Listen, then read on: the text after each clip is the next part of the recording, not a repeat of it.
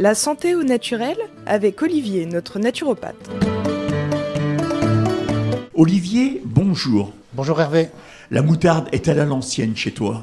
Oui, la moutarde à l'ancienne. On peut employer aussi la moutarde en farine. Oui, c'est ça. C'est surtout ça dont je comptais parler, c'est la moutarde en farine et en huile de moutarde. Donc la moutarde, en fait, on va l'utiliser pour aider le corps en fait à gérer tout ce qui est douleur. Donc on avait parlé dans une ancienne chronique des rhumatismes. Oh là, oui, il y en a. On va en reparler du coup. Mais les graines de moutarde, c'est précieux. Ça inhibe la croissance des cellules cancéreuses. Ça protège contre leur formation aussi. Donc la moutarde, c'est intéressant. C'est aussi anti-inflammatoire. La moutarde, ça contient plein de curcumine. C'est ce qui lui donne cette couleur un petit peu jaune. C'est la curcumine. Même quand on la mange. Oui, donc on peut la manger, la moutarde. Tout à fait. Et donc la curcumine, antioxydant précieux, qu'on va trouver aussi dans la moutarde. On la trouve habituellement dans le curcuma, mais on l'a aussi à ce niveau-là. Donc là, en usage externe, là, on va pouvoir aussi exploiter la moutarde pour beaucoup de choses. Ça va être un stimulant, ça va être un fortifiant des capillaires, donc de la microcirculation. Ça va être aussi un stimulant pour les cheveux fatigués, mous, ternes. On va pouvoir utiliser de la moutarde. Les cheveux secs, les cheveux crépus, les cheveux frisés, l'alopécie, les poux. Je sens que je vais me faire des cataplasmes. Voilà, tu vas pas faire des cataplasmes. C'est pas tout à fait des cataplasmes. On va voir ça. Mais voilà, la peau fatiguée ou terne, donc tout ce qui est muscle. Donc avant, après l'effort, ça va avoir un effet chauffant sur la peau, raffermissant aussi pour la peau. Donc les douleurs rhumatismales, on en parlait. C'est un vénotonique aussi, donc ça va améliorer la circulation dans les veines. Donc la moutarde, finalement, c'est précieux. C'est un vieux remède, un vieux remède de grand-mère qu'on oublie un petit peu. C'était pas toujours rigolo. Hein. Oui, voilà, qui n'est pas toujours rigolo, mais qui avait son effet quand même. Alors par contre, attention, quand on va utiliser la moutarde, je dirais en usage externe, ça peut avoir un effet allergène. Donc je dirais un petit peu comme pour les huiles essentielles, ça peut être intéressant de faire un test. Vous en prenez un tout petit peu de l'huile de moutarde et vous en mettez sur le pli du coude. Et vous attendez 24 heures pour voir ce qui se passe. S'il ne se passe rien de particulier, c'est que vous n'êtes pas allergique. Si ça fait des plaques rouges, si ça fait des boutons, si ça fait une réaction, ça veut dire que l'huile de moutarde, vous n'allez pas l'utiliser. Donc faites le test avant, c'est peu de choses, et vous allez éviter des soucis. L'huile de moutarde, elle n'est pas comestible, elle est très riche en un acide particulier, l'acide érucique. Donc du coup, on ne peut pas l'avaler. Donc l'huile de moutarde, on va l'utiliser en usage externe, donc sur la peau. Et comme ça peut être un peu agressif, ce sera toujours aussi intéressant de la diluer. Donc on peut la diluer dans une huile végétale, comme de l'huile d'argan, de l'huile de ricin, de l'huile de coco. Donc voilà, pas pure. Alors on va parler justement de cette huile de moutarde, on va pouvoir l'utiliser pour les cheveux, donc sur le cuir chevelu. Donc l'huile de moutarde, c'est une belle couleur, c'est jaune d'or, c'est une odeur piquante, c'est une huile épaisse et visqueuse, et comme je disais, non comestible. Pour les cheveux, pour améliorer les cheveux, vous allez pouvoir faire une petite préparation chez vous, vous achetez de l'huile de moutarde, de l'huile de ricin par exemple, ou une autre huile, comme vous voulez, vous mettez à volume égal, de l'huile de ricin, de la moutarde, et on peut même encore diluer un peu plus en mettant un petit peu d'huile de coco. En fait, vous allez diluer plus ou moins en fonction de la sensation que ça vous produit. Si ça chauffe trop, si vous n'avez pas assez dilué, donc là, vous abrégez, puis la fois d'après, vous diluez un petit peu plus. Mais dis-moi, le pot de moutarde, chez où l'acheter? Oui. Mais la moutarde, la farine de moutarde, on trouve ça où? Alors là, c'est l'huile de moutarde, la farine de moutarde, ça vous allez pouvoir trouver en magasin bio. Donc s'ils n'ont pas, peut-être ils pourront commander. Et sinon, éventuellement sur Internet, ça se trouvera. En magasin bio, on est sur quelque chose d'assez classique, on doit pas retrouver en magasin bio ça. Et donc une fois que vous avez fait ce mélange avec l'huile de ricin, l'huile de moutarde, vous allez pouvoir l'appliquer directement sur le cuir chevelu. Et vous allez garder comme ça pendant 15 à 30 minutes.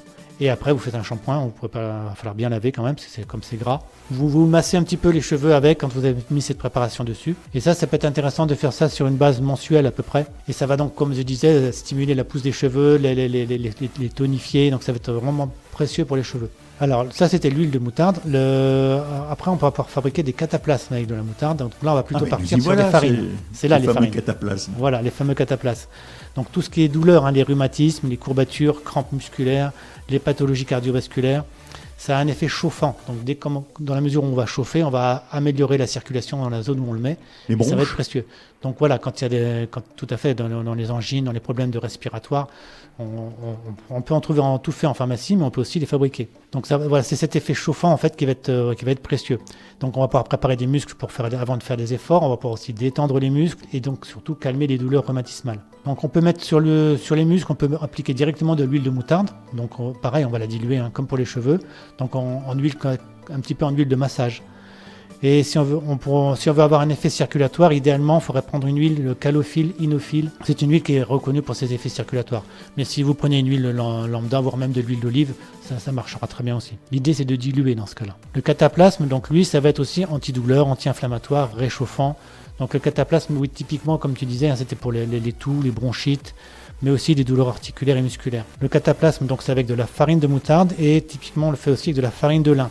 Là aussi, on a dilué la farine de moutarde, on la laisse pas pure, sinon ce serait trop fort. Donc on met à peu près 2 cuillères à soupe de farine de moutarde, 2 cuillères à soupe de farine de lin, des grains de lin que vous mixez, hein, tout simplement, de l'eau tiède. Vous déposez ça sur une gaze, sur une compresse, et vous l'appliquez directement sur la zone qui a besoin. Sur la peau. Sur la peau. Alors après, sur la peau, on peut éventuellement un petit peu mettre de l'huile d'olive juste avant sur la peau pour la protéger, pour pas que ça colle trop. Même pour les enfants, on peut utiliser ça. Donc sur les enfants, tout à fait. Sur les enfants, ouais, tout à fait. Les cataplasmes qu'on trouve en pharmacie, c'est pour les enfants aussi. Pour les enfants, je dirais, on va peut-être diluer un petit peu plus, mettre un peu plus de farine de lin, comme ça il y aura moins de moutarde. Et ce sera moins agressif. Mais bon, il faut quand même qu'il y ait une réaction d'échauffement, la peau va être rouge, c'est un petit peu l'objectif en même temps, donc il faut falloir doser pour que ce ne soit pas trop douloureux, mais que ça reste aussi confortable. Et ça va favoriser tout ce qui est circulation sanguine, la circulation lymphatique, ça va favoriser le drainage de tous les déchets dans la zone où on va le mettre au niveau de la peau, donc une diminution des douleurs, renforcement immunitaire, et même les organes qui sont en dessous vont être stimulés par la présence de ce cataplasme en surface. C'est pour ça qu'on le mettait sur les poumons aussi en cas de bronchite, ça améliore aussi les poumons. Donc vraiment, on a le cataplasme, c'est précieux.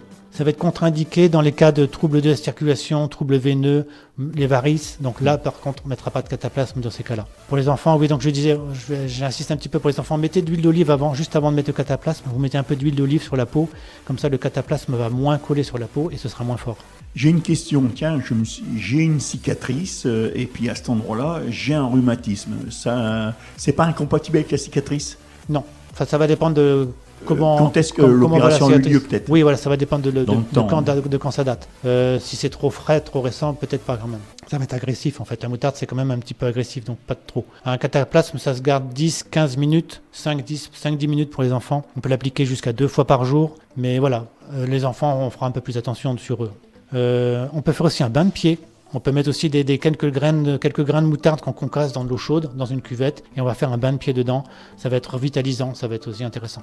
Olivier, tout à l'heure, quand je parlais de rigolo, c'était pas la rigolade. Hein. Non, le cataplasme, effectivement, c'est pas forcément rigolo. Rigolo, c'est aussi la marque d'un cataplasme qu'on peut trouver en pharmacie. Hein. C'est pour ça qu'on avait fait ce jeu de mots. Donc si vous voulez pas vous embêter à fabriquer vous-même le cataplasme, on peut le trouver tout fait. L'inconvénient, je dirais, c'est que comme vous le fabriquez pas, vous dosez pas, et ça peut être un peu fort. Et voilà, vous allez le sentir passer, quoi.